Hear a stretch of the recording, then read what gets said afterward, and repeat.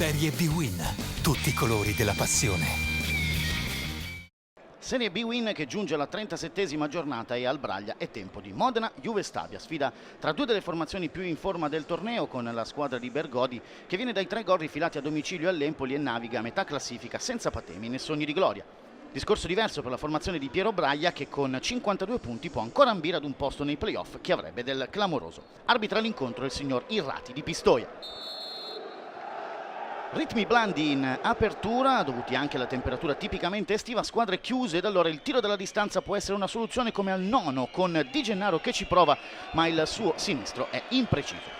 Al quarto d'ora si vedono gli ospiti con Dani Levicius sulla destra, vede il movimento di Zito al centro, lo serve ma spreca quest'ultimo clamorosamente mettendo sul fondo, sul rovesciamento di fronte. Di Gennaro entra in area atterrato da Baldanzeddu, ammonito nella circostanza, calcio di rigore per il signor Irrati che dunque decreta la massima punizione a favore del Modena. Si incarica lo stesso giocatore di scuola Milan che calcia alla destra di Sekulin e fa 1-0 il gol di Gennaro ed il balletto con i compagni. Di Gennaro che porta dunque in vantaggio il Modena e rivediamo nel replay la trasformazione del calcio di rigore.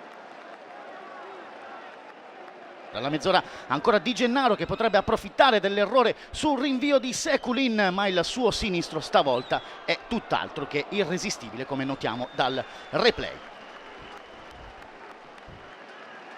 Verso la fine della prima frazione si vedono gli ospiti con Mezzavilla che raccoglie un pallone fuori dall'area, calcia con il sinistro, conclusione bella ma imprecisa. Poco dopo bruttissima entrata di Molinari su Di Gennaro, rosso diretto dice il signor Irrati. Sarà dunque una ripresa in salita per i campani che vanno al riposo sotto nel risultato e negli uomini in campo.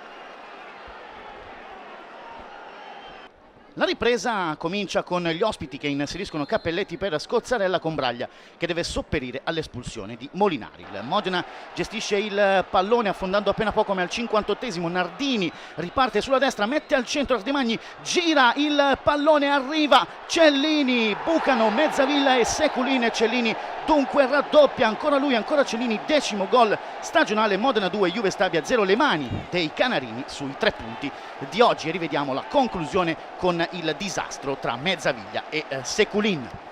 Poco dopo Braglia rinuncia a Marco Sau, non in perfette condizioni, al suo posto Falcinelli, manda in campo stanco invece Bergodi al posto dell'autore del secondo gol Cellini. Al 70esimo ancora Modena in ripartenza con Nardini, cross al centro, il pallone arriva a Di Gennaro che calcia, para questa volta Sekulin, il tiro che era comunque centrale. Ancora Modena con Ardemagni che scatta sul filo del fuorigioco, protegge il pallone, lo mette al centro, non ci sono però compagni che possono intervenire sul pallone che finisce in fallo laterale. Al minuto 82 ancora Nardini tra i migliori dei suoi, cross dalla destra di testa, stanco e la papera di Sekulin che non riesce a trattenere il pallone. 3-0 Modena.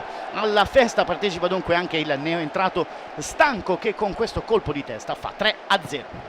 Gli ospiti si vedono nel finale solo grazie al sinistro di Falcinelli, ben respinto da Caglioni. Dunque 10° risultato consecutivo per il Modena con 22 punti conquistati ad impreziosire l'ottima stagione dei ragazzi di Bergodi. Si ferma la serie della Juve Stabia e per Braglia sfuma quasi definitivamente il sogno playoff che non cancella però la straordinaria stagione delle Vespe.